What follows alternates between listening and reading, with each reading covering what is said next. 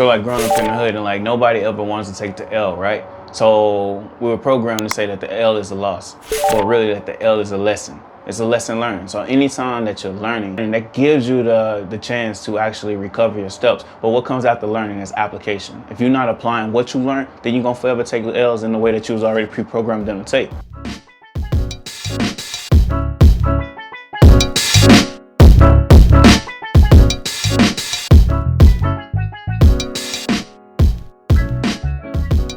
All right, peace, I'm back. Why the hell he just say it's not for me? Everyone gets caught in that, oh, why not me spirit? Like, when is it my turn? You have to know that why, right? And I know, like, I probably mentioned this in another video. I mention it all the time on my social, on my blog. Like, you have to dig into that why. You hear so many gurus, so many thought leaders, so everybody is talking about, like, find your why, find your why, find your why. But, like, the why is so strong. The why is the thing that keeps you bonded to, like, what the thing is that you're committing yourself to. So, like, if you ain't got no bonding glue, what happened? You know what I'm saying? Like, you need some kind of traction for why you are doing what you're doing. And it has to be stronger than what you are looking for on the outcome. Because by the time that you see some progress for what you are attempting to do, it's easier to quit. Because it's like, oh, I can do this in my sleep. Everybody get that mentality like after they see some kind of results, or that they'll quit and be like, well, I can do this if I go harder next time. I know I can achieve that goal. And then they end up quitting. New Year's resolutions, weight loss, diets, this, that. It happens all the time. So if you put that why there and bury it, and the universe can deliver on top of that, right? It's already written, right? Like God already wrote it, right? So once you dive deeper into that why, I'm not saying that today, you gotta know your why, you gotta know. Yeah, it ain't about that, man. It's about the adventure. It's about exploring and things like that. So once you finish all of that, the things of why right now may not be for you is that you don't know how to deal with rejection. So we're gonna come around to that. Thought number 2, right? So dealing with rejection. Sometimes rejection is the salvation and it's protection. But not a lot of people think of it like that. Because when you come into rejection, like think about it like a younger me. If I was to go and ask a girl out and she tell me no, if a woman tells me no, it's no. I don't tie an emotion to it.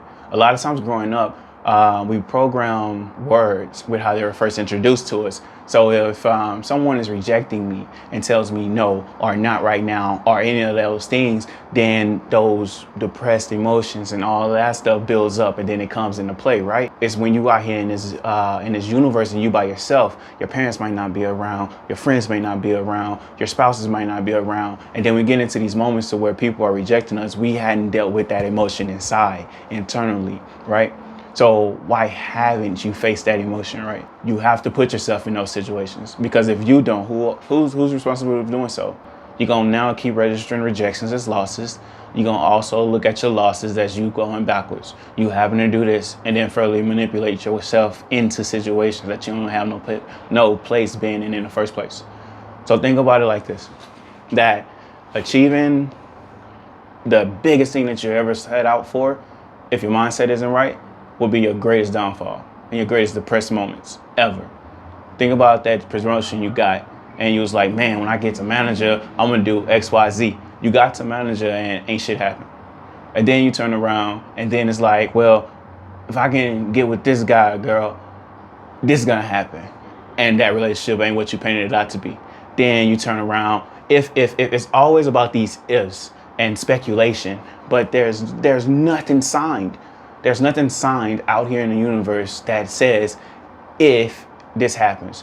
But then what happens is that you program the if for when the 50-50 chance or the numerous possibilities actually works in your favor. You're like, yeah, I knew it. I'm manifesting affirmations. I knew it. But the moment it don't, you collapse on yourself. And then that builds up onto that depression, right? And think about like fallen athletes and stars and entertainers and all that, right?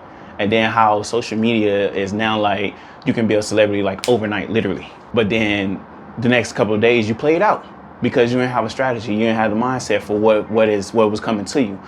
And then let me bring this closer to home. I have family and friends that has either chased or actually reached the other side of the pond, right? To where it's like they're C-level celebrities, or that they statuses or this or that.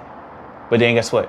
They come back home, they got to deal with whatever they explored over there across the other side of the pond while reaching it, while also dealing with you right back here. you right back here. It's like you go out and searching and reaches for like this great thing, but it's like, what did you do with the opportunity? With the lessons, not the rejection, the lessons. While all this is happening, you get caught up in the illusion of joy and happiness because you're not doing the internal work. So to escape it all, achieving whatever you set out to be, for it not to be so depressive, just release the attachment to it. What you're looking for is the experience and the joy. You're looking for what you pre-programmed into your head as to why you want it. So you cry, why not me? I'm doing this. But are you actually servicing your why? The more you service your why, the more opportunities actually open up to you. The time that you start servicing the objective is easy for other things to infiltrate because you start creating attachments, distractions come up. Your why is important, but you don't need to know it today. But the earlier you know it and you actually hold fast to it and begin creating off of that, don't manipulate the why, know the why, or grow into your why. And then things begin gravitating to you. To me, that's what true manifestation is. That is what, when you put out affirmations to the universe and then you're looking for things to come back, not manipulating the energy, not manipulating the opportunities to get that thing.